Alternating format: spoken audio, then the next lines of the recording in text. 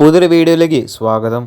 ആദ്യത്തെ ഒരു വാർത്ത നേരത്തെ പറഞ്ഞതുപോലെ തന്നെ കേരള ബ്ലാസ്റ്റേഴ്സ് ഇന്ന് അവരുടെ രണ്ടാമത്തെ പ്രീ സീസൺ മത്സരത്തിന് ഇറങ്ങിയിട്ടുണ്ടായിരുന്നു. തായ്ലൻഡിലെ ഒരു സെക്കൻഡ് ഡിവിഷൻ ടീമിനെയായിരുന്നു കേരള ബ്ലാസ്റ്റേഴ്സ് നേരിട്ടിരുന്നത്.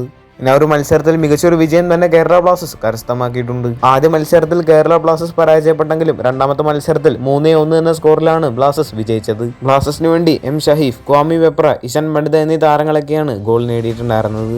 മത്സരത്തിന്റെ ലൈവ് ടെലികാസ്റ്റ് ഒന്നും ഇല്ലാത്തത് കൊണ്ട് തന്നെ മാച്ചുമായി ബന്ധപ്പെട്ട കൂടുതൽ അപ്ഡേറ്റുകളൊന്നും പുറത്തു വന്നിട്ടില്ല.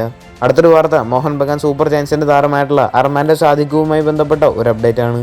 അർമാൻഡോ സാദിഖുവിനെ ടീമിലേക്ക് എത്തിക്കാൻ വേണ്ടി കേരള ബ്ലാസ്റ്റേഴ്സ് അടക്കമുള്ള ക്ലബ്ബുകളൊക്കെ ശ്രമിച്ചിട്ടുണ്ടായിരുന്നു. ഡിമിട്രോസ് ഡാമൻഡാക്കോസിന് പകരമായിട്ട് ഈ ഒരു താരത്തിന് ടീമിലേക്ക് എത്തിക്കാനായിരുന്നു കേരള ബ്ലാസ്റ്റേഴ്സിന് താല്പര്യമുണ്ടായിരുന്നത്. എന്നാൽ കേരള ബ്ലാസ്റ്റേഴ്സിന് ഈ ഒരു താരത്തിനെയും നഷ്ടമായിരിക്കുകയാണ്. അർമാൻഡോ സാദിഖു എന്ന ഈ ഒരു താരത്തിനെയും ടീമിലേക്ക് എത്തിക്കാൻ കേരള ബ്ലാസ്റ്റേഴ്സിന് ഇനി സാധിക്കില്ല.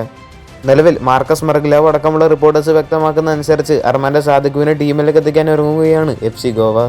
FC ഗോവ താരത്തിനെ സൈൻ ചെയ്തിട്ടുണ്ട് എന്നുള്ള വാർത്തയാണ് നിലവിൽ പുറത്തു വന്നുകൊണ്ടിരിക്കുന്നത്. ക്ലബ്ബുമായിട്ട് താരം എഗ്രിമെന്റിൽ എത്തിയിട്ടുണ്ട് എന്നൊക്കെയാണ് മാർക്കസ് റിപ്പോർട്ട് ചെയ്യുന്നത്.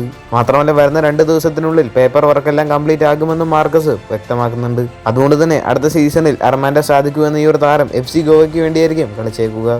അടുത്തൊരു വാർത്ത മുംബൈ സിറ്റി FCയുമായി ബന്ധപ്പെട്ട ഒരു വാർത്തയാണ്. വരുന്ന സീസണിലേക്ക് വേണ്ടി മികച്ച വിദേശ താരങ്ങളെ തന്നെ മുംബൈ സിറ്റി FC ടീമിലേക്ക് എത്തിച്ചിട്ടുണ്ട്.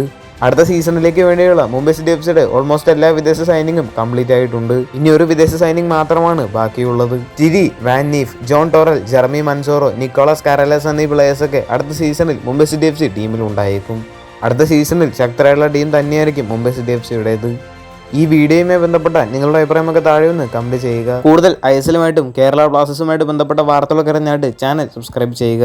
അടുത്തുള്ള ബെല്ലൈക്കൺ ഓപ്ഷൻ എനേബിൾ ചെയ്യാൻ മറക്കരുത്. അടുത്തൊരു വീഡിയോ ആയിട്ട് നമുക്ക് വീണ്ടും കാണാം.